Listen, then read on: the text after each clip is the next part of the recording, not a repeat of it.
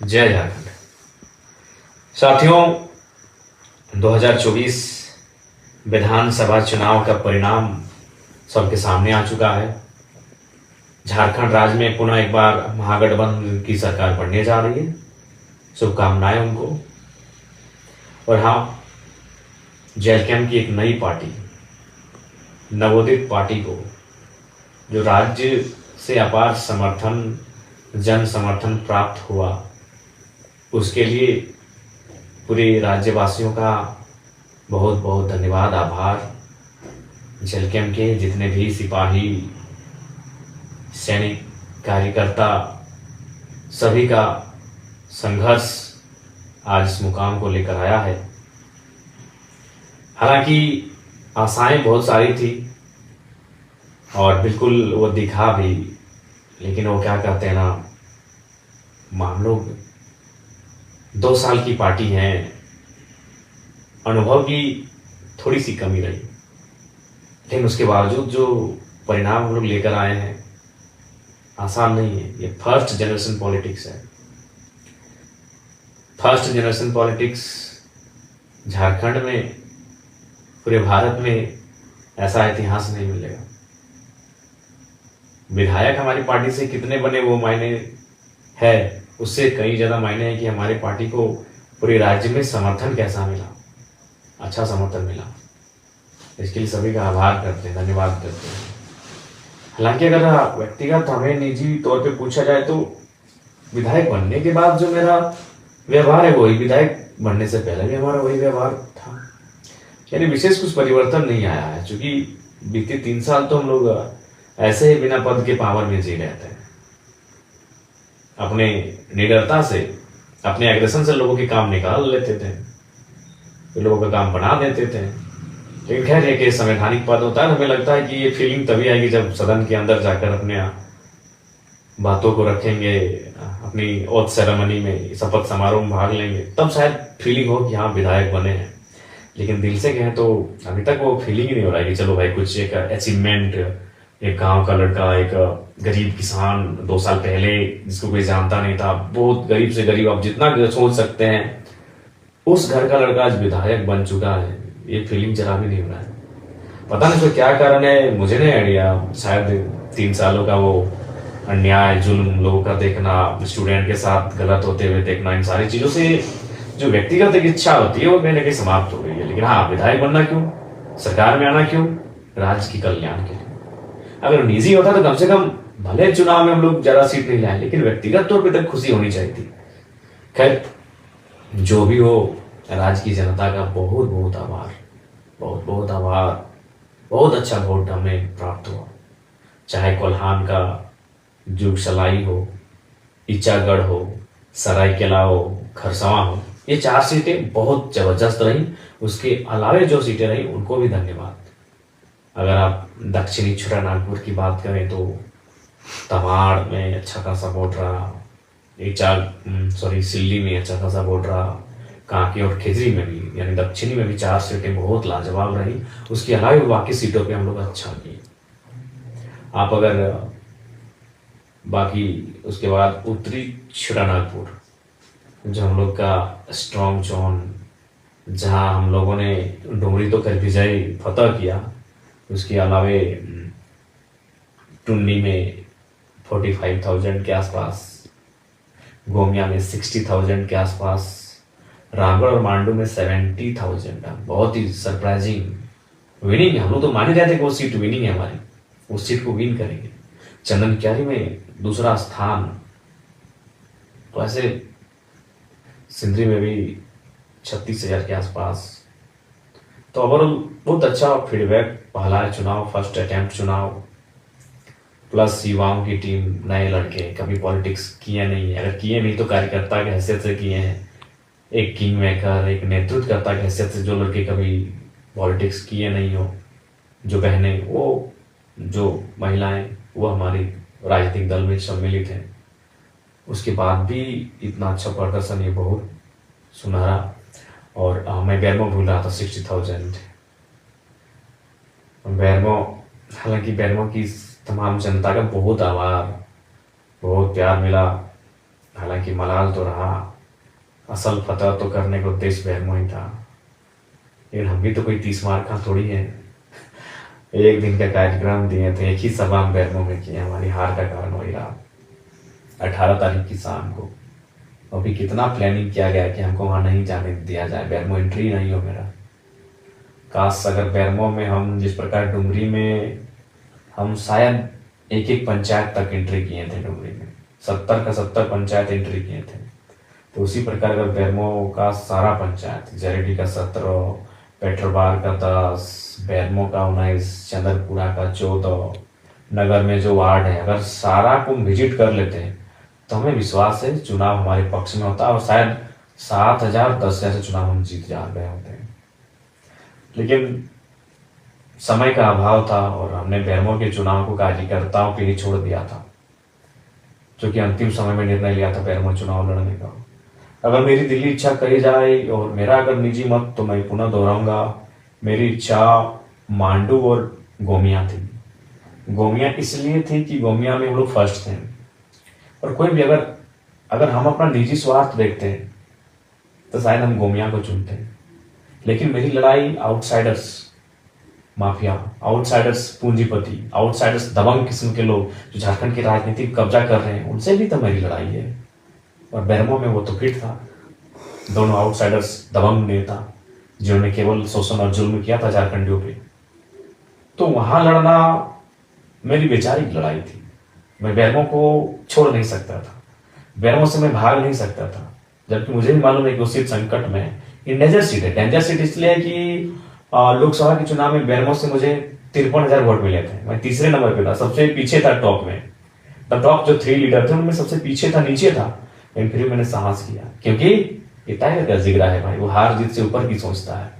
मैं बेरमो में इसीलिए कूदा था कि मेरा मानना है कि बेरमो जहाँ CCL है, जहाँ आउटसोर्सिंग है, जहाँ DBC है, तमाम योजनाएं हैं, वहां मैं आऊंगा तो आर्थिक न्याय की बात करूंगा। खैर बेरमो हार के भी मैं डुमरी में ही जीत के मैं देख लूंगा बेरमो को, टेंशन मत लीजिए।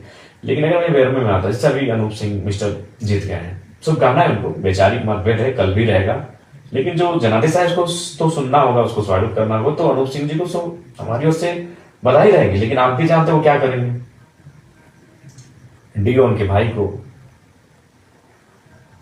रैक उनके जीजाजी को, ट्रांसपोर्टिंग उनके साले साहब को, बहुनई को, जीजा को, साला को, भाई को। इसके अलावा अनूप सिंह जी कुछ विशेष आगे सोचेंगे नहीं।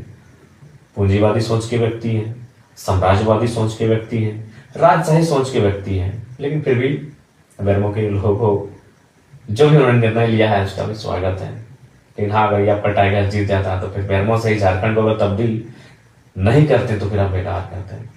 अगर हम जीत के आते हैं तो बेरमो में जितने भी वर्ग समुदाय के रहने वाले लोग हैं, हर एक वर्ग तक पहुंच कर कम से कम एक एक व्यक्ति को तो जरूर लेके आते हैं। अनूप सिंह जी जीत गए हैं, उनकी बिरादरी के बाहर शायद ही कोई व्यक्ति आपको डीओ में, ट्रांसपोर्टिंग में दिख जाएगा। दिख जाए तो अच्छी बात है और गनीमत है। अगर हम जीत जाते हैं तो एक एक समाज के व्यक्ति को वहां खोज के लेके आते हैं, क्योंकि आर्थिक न्याय का मतलब ही होता है हर एक समाज, हर एक तबका के पास आर्थिक स्थिति सक्षम होना। तो खैर जो जीत गई सो बात गई। लेकिन बेरमो के तमाम साथियों का बहुत बहुत धन्यवाद कि हमने एक दिन कार्यक्रम दिया और अपने वोट 60,000 तक पहुंचा दिए। बहुत बड़ी बात है, जीत है। बेरमो में हम अपना फ्यूचर देखेंगे, है फ्यूचर हमारा। और डुमरी का तो खैर वो भावनात्मक रहा है, डुमरी का आभार। उसके अलावा सभी टुंडी रहे, गोमिया रहे, सबको धन्यवाद, मांडू रहे। लेकिन विशेषकर जहां से मैं लड़ा हूं, डुमरी बेरमो के तमाम कार्यकर्ता, आप निश्चिंत रहे। जयराम कुमार महातो डुमरी का विधायक थोड़ी है। क्या लगता है कि आपको हम आप हमें विधायक ही मान रहे हैं? जी नहीं, आप तो हमें राज्य का नेता मानते हैं। हम राज्य की आवाज है, हम राज्य का चेहरा है। बिल्कुल आप टेंशन मत लें, हमने जीता डुमरी है, नजर बेरमो, बागमारा, टुंडी में भी रहेगी। निश्चिंत रहिए आप, हम खड़ा है। ये पागल, जिद्दी, जुनूनी टाइगर आपका खड़ा है, टेंशन मत लीजिए। आपके समर्पित भाव को बहुत बहुत शुक्रिया। बहुत समर्पण आपने दिखाया चुनाव में। और हाँ, हाँ, कहेंगे कि थोड़ा जुलूस वगैरह जो है इसको थोड़ा कट आउट कीजिए और कोशिश कीजिए काम पे लग जाए। और अगर आप जुलूस निकालते हैं तो अपने पंचायत में दिन को निकालिए, रात को बिल्कुल भी नहीं। दिन को निकालिए और कोई भी हमारे कार्यकर्ता है किसी प्रकार का ऐसा कुछ मतलब नहीं करेंगे जिससे कि पार्टी की छवि को मिलो। और विशेषकर जेएमएम के साथियों से कहेंगे, देखिए चुनाव 20 वर्षों तक जनता ने आपको जनादेश दिया था। अब उसी जनता ने अगर आपको जनादेश नहीं दिया है तो उसका सम्मान कीजिए। हार के बाद आपके कुछ कार्यकर्ता देखें, कुछ घटनाएं ऐसी घट रही हैं, हम चाहेंगे कि बदले के भाव से नहीं, बदलाव के भाव से मिलकर काम करते हैं। आइए जेएमएम के साथी डुमरी में मिलकर काम करते हैं, तमाम योजनाओं को गांव-गांव तक, खेत खलिहान तक पहुंचाते हैं। और ये सभी संभव होगा जब वो क्या करते हैं ना, मिलकर काम करते हैं। पक्ष विपक्ष चुनाव में फिर देख लेंगे, आलोचनाओं को फिर चुनाव में देख लेंगे। चलिए अभी डुमरी के लिए आगे हाथ बढ़ाते हैं, मिलकर काम करते हैं। सभी से आग्रह होगी और विशेषकर युवाओं आपसे कहेंगे, आज आप जयराम महतो को अपने स्क्रीन में देख रहे हैं वीडियो के माध्यम से। ये वही जयराम महतो है जो 2 साल पहले यही तोपचांच की और जिस डुमरी से मैं विधायक बना, वही डुमरी जहाँ से बसें निकल कर आती थी, बसें गुजरती थी वहाँ से। उन बसों का नाम आनंद बस, शिवम, बुंदेला, विजय, पम्मी, राजू, निर्मल, ऐसे 1 दर्जन बस हजारीबाग होते हुए धनबाद और धनबाद होते हुए हजारीबाग आवागमन होता था।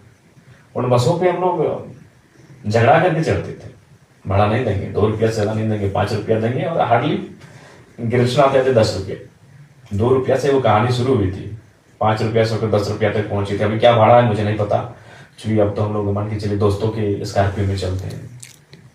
40 रुपया है, यानी आज 40 रुपया हो गया है भाड़ा। और मेरा मैंने 2 रुपया से शुरुआत की थी बसों का सफ़र। एक इंटर ऑफ साइंस के स्टूडेंट जब राजगंज ट्यूशन जाते थे, अब 2 साल पहले की बात करें, आंदोलन से पहले, तो यही मैंने अपने मास्टर्स को कंप्लीट करके पीएचडी को ज्वाइन किया था। यानी जो लड़के को आप देख रहे हैं आज एक विधायक के रूप में, ये लड़का कल्पना सोरेन जी की तरह कोई राजघराने से नहीं, पाकोड़ की जो विधायक बनी आलमगीर आलम की अर्धांगिनी, उनकी तरह कोई राजघराने की नहीं है। मेरे हिसाब से राजघराना मतलब विधायक का घर, मैं उसको राजघराना कहता हूँ। सुन लीजिए पहली बात को। पूर्णिमा साहू जी जमशेदपुर से जीती, जो रघुवर दास की पुतोहू है, मैं उस राजघराने से नहीं हूँ। तो जयराम कुमार महतो को बड़ी करीब से आप देखिए। आज से महज 3 साल पहले मेरी तस्वीर शायद सोशल मीडिया में होगी, जाके देखिएगा। एक दुबला पतला सा लड़का, मासूम सा लड़का, मासूमियत चेहरे में, आंखों में एक सपना कि कुछ करेंगे। वो सपना कुछ बनने का।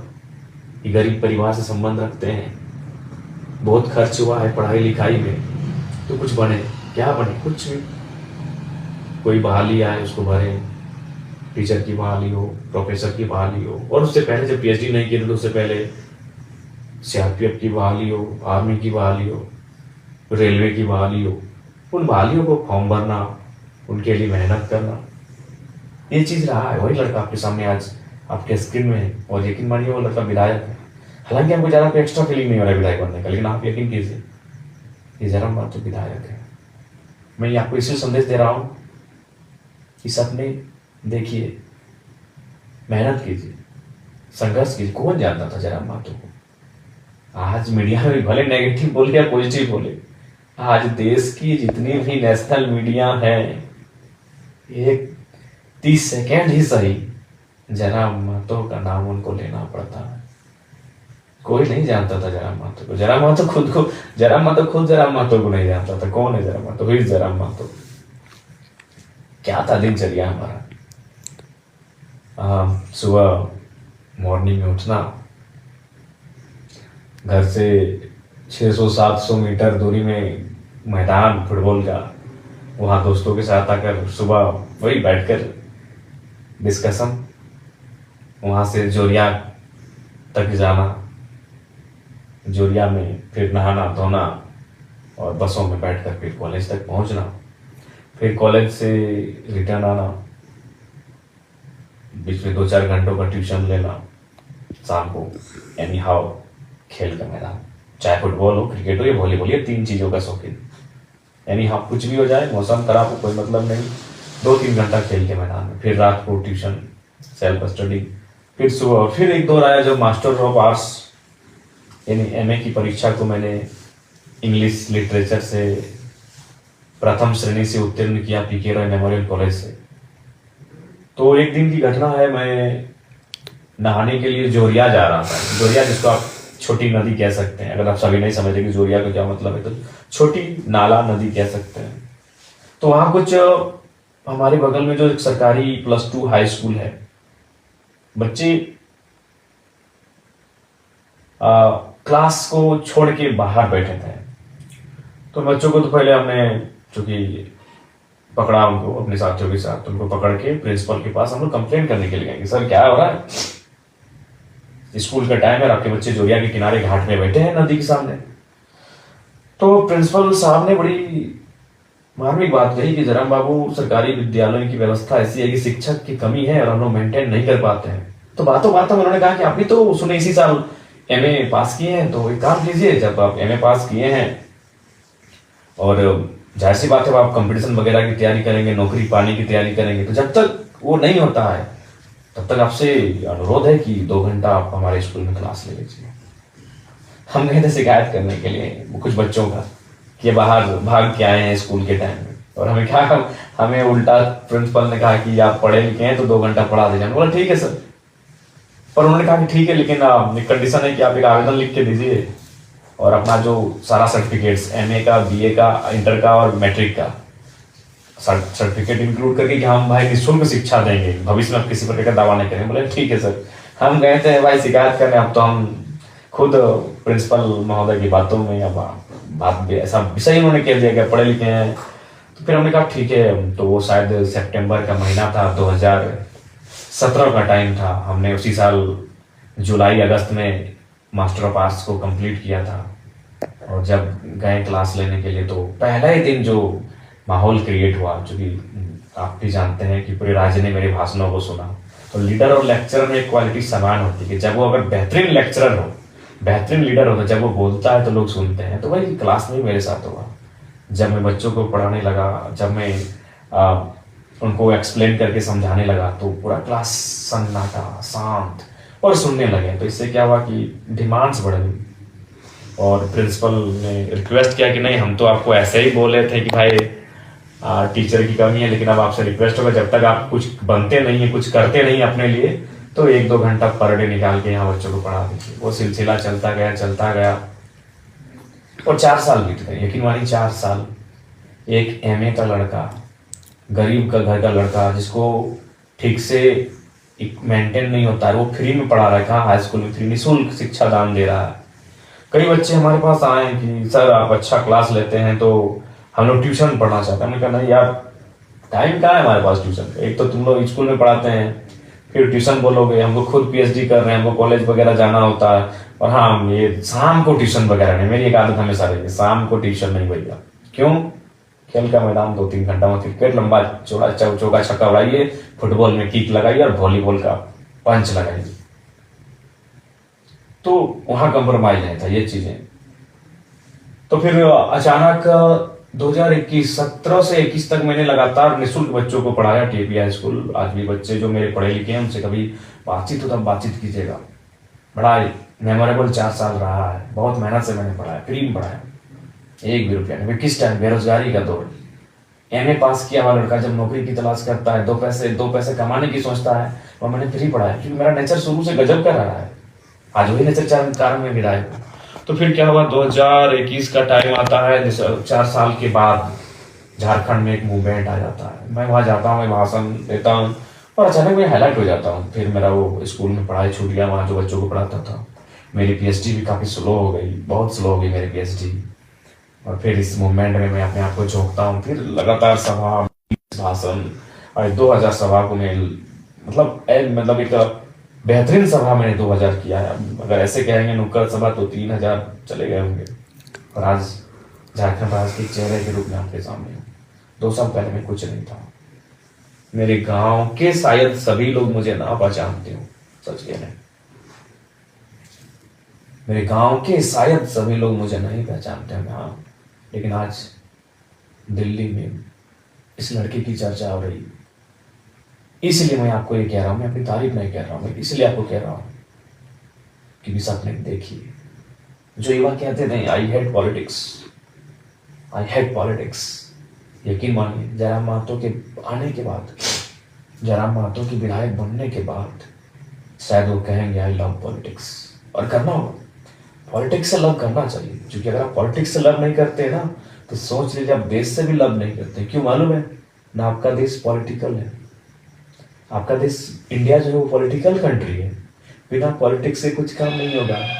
पॉलिटिक्स मतलब क्या, देश चलाने के लिए नियम चाहिए। नियम कौन बनाते हैं, पॉलिटिशियन। तो जो लोग कहते हैं आई हेट पॉलिटिक्स, मतलब वो अपने देश से हेट करते हैं, कॉन्स्टिट्यूशन से हेट करते हैं, इसका मतलब। तो इसलिए आई हेट पॉलिटिक्स करने वाले युवा शायद जयराम महतो को देखकर अब आई लव पॉलिटिक्स की गाथा आवाज को बुलंद करेंगे। क्या सपने बड़े रखिए, सपनों को पूरा करने के लिए पागल हो जाइए, जैसे आज हमने। बिल्कुल पागलपंथी की हद है। कभी करीब से देखिएगा हमारे आंखों को, हमारे इस चेहरे को। बहुत झेला है इन 3 सालों को, खासकर ये जो 40 दिन पार हुआ ना साथी, क्या बताएं, बहुत झेला है।